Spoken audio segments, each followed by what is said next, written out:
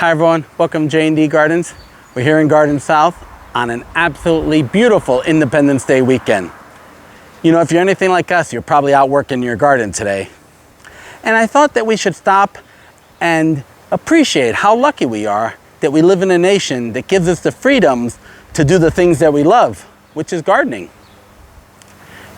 You know, a lot of times I'm asked, hey Dan, how do you get your hostas so big or your cannas so tall? And it usually comes from beginning gardeners who tell me their stories on how their plants died on them, or this isn't working out for them, or that. And they tell me how discouraged they're getting with gardening in general.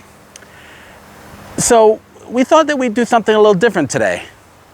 Today we're going to do a video on our top 5 plants for beginning gardeners. We feel these plants give you the biggest bang for your buck and make the worst black thumb gardener feel like the truest green thumb gardener. So let's get started. All right, so number 5 on our top 5 plants for beginning gardeners is the marigold. And not just any marigold, the African marigold. And the reason I say that is because regular marigolds can grow to about a foot or so, whereas African marigolds can grow to about 3 to 4 feet tall, all on their own. They're actually very little maintenance, other than giving them water, that's it. And depending where you grow them, that's the amount of maintenance you have to put into them. If you put it out in the middle of a field or a middle of your garden, you can just let them grow as a bush and they'll just grow wild and keep growing and keep growing. Whereas if you grow them up against the fence the way we did, every now and then you have to trim them back because they just grow so big. Now, with the marigolds, once these heads are spent, they'll dry out, and if you want to, you can just cut them. And the good thing about that is that more keep forming and forming and forming, and they'll just keep forming till sometime in the fall and will die out in the first frost. And one of the other good things about the marigold, any marigold, but this one in particular, is that each bloom produces several hundred seeds. So if it's something you want to do for next season, one of these blooms can plant your entire field.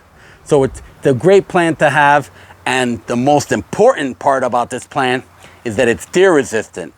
Actually, it's almost everything resistant. Rabbits don't eat them, groundhogs don't come near them. The only thing that we found that attack these plants is the New Jersey state bird, the yellow finch. Believe it or not, this is number 1 on their diet. But there's ways around that. But other than that, nothing touches them. A lot of people use these plants in their gardens to keep other animals away from their tomatoes and vegetables and stuff like that. So it's really a great plant to have and to grow. So because of its because how easy it is to grow and how easy it is to maintenance, we've made it number 5 on our top 5 plants for beginner gardeners. So number 4 on our top 5 plants for beginning gardeners is the New Guinea Patient. Now, the impatient gets its name from the Latin word impatiens, which means impatient. It's actually known for the ripe seed pods to burst and let out its seeds when it's slightly moved, like if they were impatient to come out. Now, it's a very pretty plant and comes in a variety of different colors, and it's a very sturdy plant. And you can find them almost anywhere, every place. You can find them at Walmart, at Home Depot, or any of your garden stores. But the best thing that we like about this plant is that it has to do with watering. This plant will actually let you know when it's thirsty. This plant is known to drop down, like if it's almost dead, when it needs water, and shoot back up again after you give it water. I have a time-lapse video for that.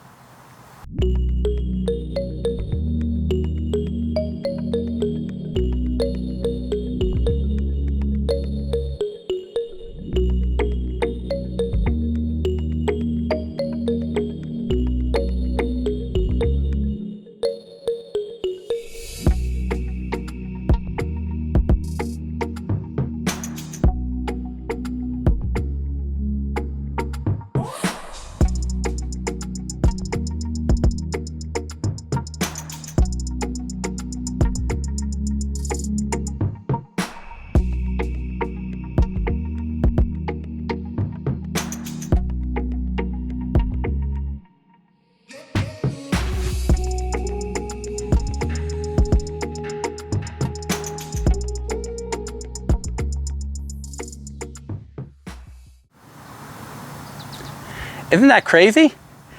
1 minute it's happy, the other minute it's sad, another minute it's happy again. It's like it has multiple personalities. And this is why we get it every year. And we lovingly call it Sybil. The other good thing about it is that it'll actually let you know when it's time to water the rest of your plants. And for that, we have it number 4 on our top 5 plants for beginning gardeners. So number 3 on our top 5 plants for beginner gardeners is the Celosia. Now Celosia is a great plant. It comes in a variety of different colors. You have pink, you have yellow, you have orange, you have red, you have gold. And there's really not much maintenance to them. You just kind of let them grow. Now some people will tell you that you should cut them off, cut the heads off every few weeks to allow for new growth. And you can do that if you want, but you don't have to. This one right here is about 2 months old, and I've never cut it once, and has plenty of growth still coming, and it's still very attractive, very fuzzy. The only time that I find that I have to cut them back is for these gold ones that grow very, very tall. Now they say Celosias can grow to about 3 to 4 feet tall, and depending on how you have them arranged. Now I cut them back because if I let these gold ones grow any higher, they're going to drown out the red and the orange and the pink and the yellow. But that's really the only reason. Now they are an annual, but the good thing about these plants is if you're happy where they are, then in the fall when they dry out, they'll actually drop their seeds and they reseed, and next year you're going to have more Celosias than you had the first year. So that could be a good thing or a bad thing depending on where they are. But one of the real great things about them is that they are everything resistant. Deer don't like them, rabbits don't like them, birds don't like them. I haven't met any animal or anything that does like these plants, other than humans, because how nice they look. But it really is a simple plant, and if you have a variety of colors, it's just going to make it look that much nicer. And for that, we have it number 3 on our top 5 plants for beginner gardeners. So number 2 for our top 5 plants for beginner gardeners might be a little shock for people who are familiar with the channel. It's the canna lily.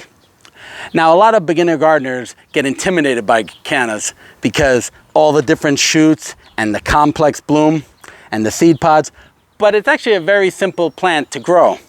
It comes in a variety of different colors and sizes. You can get some that are like 9 feet tall, or another one like a dwarf that will grow to about 2 to 2.5 feet tall, and a bunch of sizes in between. Now, as far as maintenance for the canna, it's as easy or as difficult as you want it to be. And let me explain that. Now, cannas are known as a self-cleaning plant, meaning once their bloom is spent, it'll dry out and it'll actually drop to the ground. So you really don't have to do anything with it. Now, if you want to help it along, you can take off some of the dead blooms and help it grow, and it'll start forming new shoots. And that's it. Now, the other thing is the seed pods. Now, seed pods form after the bloom has been spent. So you can leave the seed pods alone. Some people actually like the way they look. Eventually, they're going to dry out. They kind of look like peanut shells. And then they'll eventually fall on their own, and the seeds will fall to the ground. Or you can just cut them away. We actually want to collect the seed pods, so we're not going to cut them away. But once you cut them away, it'll help start forming new blooms as well.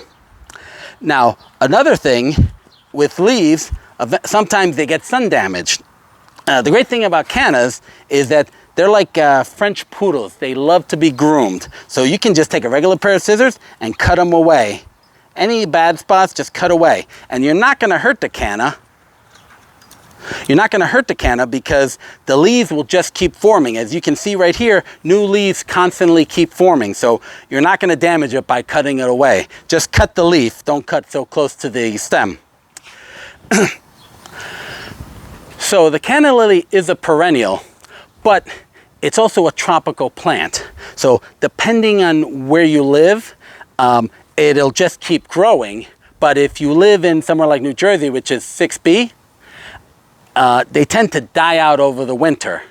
So If you wanted to, you could just plant it, and when the season's over and it dies out, you just dig it up and throw it away. That's the easy part. The more difficult part, or challenging part, is that if you want to save your cannas for next year, what you can do is actually dig up the root, which is called the rhizome, clean them off and store them over the winter, and you'll be able to plant them again for next spring. And that's where a lot of these come from. So it can be easy or difficult, depending on how much you want to put into the plant. And one of the best things about cannas is that they're actually everything resistant too. They deer don't like them, rabbits don't like them. Again, haven't seen too many animals that do like them. Birds don't seem to attack them. They actually just keep growing all season long and without a problem. So you should try giving it a chance because I think you'll be really happy with what you get out of it. So for that reason, we have it as number 2 on our top 5 plants for beginner gardeners. So our number 1 plant in our top 5 plants for beginner gardeners is the Hosta. Now Hostas come in a wide variety. They come in different colors and in different sizes. They don't need much water and they don't need much sun. You can put them in the shady part of your backyard. And let me tell you, they are the toughest plant you're ever going to have in your garden. I remember years ago an old timer once told me that if there was ever a nuclear war or some kind of apocalypse, the only thing that would survive would be cockroaches and hostas. And he really wasn't too far off. We've had this hosta now for about 7 years, and all of it in the same pot. And let me tell you, we do nothing for it other than give it water. I've never even added soil to the pot. I don't give it any fertilizer. I don't give it any Miracle-Gro, and it just keeps coming back each and every year. The only thing we do is at the end of the winter, we cut away all the dead foliage and we store it over by the garage, and we don't even cover it up. I've come out during snowstorms and see snow piled up high, but yet when I bring it on in the spring, it keeps coming out. It's just an incredible plant, and it just keeps growing. This one's actual name is Big Bertha, and let me tell you, this is the way she looks every year. Now, there's one problem with hostas that were different from the other plants that I showed you, and that it's not deer resistant. Actually, this stuff is like catnip for deer.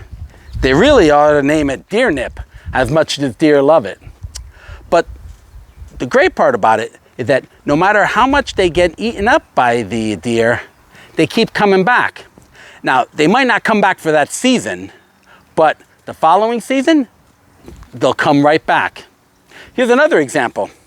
We've had this one. This one's a Minnie Mouse, and it's called a blue mouse ear, and a very pretty plant. You see the bluish tinge, and it's been in this pot for about 5 years. We had it for about 6 years, but the first year we got it, it grew pretty large, and a deer came and ate it, and I mean really ate it. I mean, it ate it down to the nub. I think the deer went away with some dirt in its mouth. That's how far down it got. So we kind of gave up on it. It was kind of sad because we actually brought it online and we grew it from the root. So we took it out of its original pot and we threw it in this passive compost pile that I had in the back and forgot about it. Now, a year later, when I was cleaning out the compost pile, I noticed this blue-green, beautiful plant. It was on its side. The root ball was still molded from the pot that we originally had it in. And I didn't know, what is that? So I remember grabbing it, and I take it over to Jackie, and I ask her, I go, what the hell is this? And she's like, ooh, where'd you get that? And she's like, I was like, I found it in a compost pile. She's like, wait a second, is that the hosta that we bought online? And I was like, I go, is it? She goes, I think it is. I said, well, here, see what you can do with it. So she cleaned it up, turned it upright, put it in this pot, and it's come back every year. This is what we get every year. It's absolutely beautiful and very, very hardy. And it's been actually eaten, after that, it's been eaten by deer again, but it still keeps coming back. It's really a great plant to have. Having something that grows so lush like this just is going to give anyone the feeling that they can grow anything. And for that reason, we made the hostas our #1 in our top 5 plants for beginner gardeners. So for all you beginner gardeners, I hope you give some of these plants a try. I think once you see the growth and the ease of these plants, it's just going to motivate you to try something new and more challenging and bring the love of gardening that we have to you. So we hope you enjoyed this video. If you did, please leave us a comment. We'd love to hear from you. And let us know what the easiest plant to grow is that you think. And be sure to hit like and subscribe. And share the video with a beginner gardener that you know. So from all of us at J&D Gardens, I'd like to say, happy birthday, America. And until next time, remember, yes, we canna.